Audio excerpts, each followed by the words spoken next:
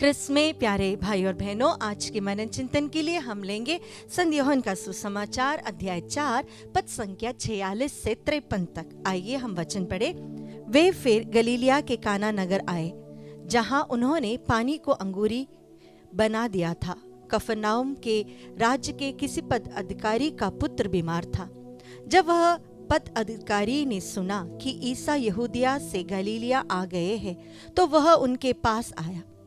उसने उनसे यह प्रार्थना की कि वह चलकर उसके पुत्र को चंगा कर दे, क्योंकि वह मरने को था। ईसा ने उससे कहा, आप लोग चिन्ह तथा चमत्कार देखे बिना विश्वास नहीं करेंगे। इस पर पद अधिकारी ने उनसे कहा, महोदय, कृपया चलिए, कहीं मेरा बच्चा ना मर जाए। ईसा ने उत्तर दिया, जाइए, आपका पुत्र अच्छा हो गया है। वह मनुष्य ईसा के वचन पर विश्वास कर चला गया। वह रास्ते में ही था कि उसके नौकर मिल गए और उससे बोले, आपका पुत्र अच्छा हो गया है। उसने उनसे पूछा कि वह किस समय अच्छा होने लगा था। उन्होंने कहा कि कल दिन के 1 बजे उसका बुखार उतर गया। तब पिता समझ गया कि ठीक उसी समय ईसा ने उससे कहा था, आपका पुत्र अच्छा हो गया है, और उसने अपने सारे परिवार के साथ विश्वास किया। प्यारे भाई और बहनों, 40 के बीच में है हम। यहाँ पर 2 चीजों पर आपका ध्यान आकर्षित करना चाहूंगी। पहला, प्रभु अपने शिष्यों से या भीड़ से कहते हैं, चिन्ह और चमत्कार देखे बिना तुम विश्वास नहीं करते हो। कई बार हम हमारे जीवन में जब तक एक प्रकट रूप से प्रभु अपने प्रेम को प्रकट नहीं करता या हमारे जीवन में कोई चिन्ह और चमत्कार नहीं दिखाता, हम विश्वास नहीं कर पाते हैं। क्या यह विश्वास सही है या गलत? इसका जवाब आप खुद तय कीजिएगा। लेकिन मेरे अनुसार मुझे लगता है कि विश्वास अगर हमें एक व्यक्ति पे हो तो हमें चिन्ह और चमत्कार की जरूरत नहीं। अगर हम किसी व्यक्ति को प्यार करते हैं तो हम यह नहीं देखते कि वो व्यक्ति हमारे लिए क्या क्या कर सकता है या हमारे लिए क्या क्या कर रहा है। हम उस व्यक्ति को प्यार करते हैं, ना कि उसकी काबिलियत को। उसी प्रकार ईश्वर पर अगर हमारा विश्वास है तो हमें यह सोचने की जरूरत नहीं कि ईश्वर मेरे लिए क्या कर सकता है या क्या करके देने वाला है, या फिर मुझे विश्वास करने से क्या लाभ।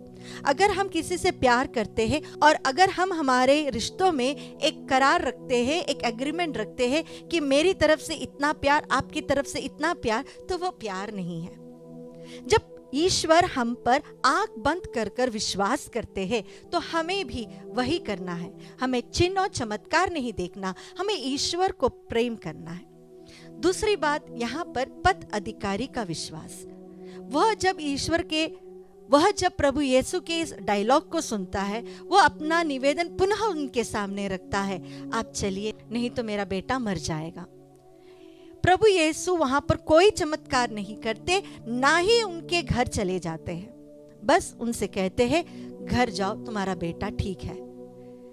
यह पद अधिकारी का विश्वास उस प्रभु पे था कि वह बिना कोई चिन्ह देखे, बिना जाने कि उसका बेटा ठीक हुआ कि नहीं, वह अपने घर की ओर चलता है। उस क्षण उसका बेटा पूर्ण रूप से चंगाई प्राप्त करता है। यह है विश्वास। भीड़ में रहते हुए भी हम प्रभु को नहीं जान रहे हैं। हम हो सकते हैं कि हम कोई रिट्रीट सेंटर में हैं, हम कलीसिया में बहुत बड़ा योगदान दे रहे हैं, हम पैरिश काउंसिल के मेंबर हैं, या फिर हम पुरोहित या हम सिस्टर ही है। भीड़ में रहते हुए हम प्रभु पे विश्वास नहीं कर रहे हैं जितना विश्वास इस पद अधिकारी ने प्रभु पर किया था। बस वह डायलॉग सुनकर वो आगे बढ़ता है और रास्ते पर नौकर आकर उससे कहता है, आपका बेटा ठीक हो गया है।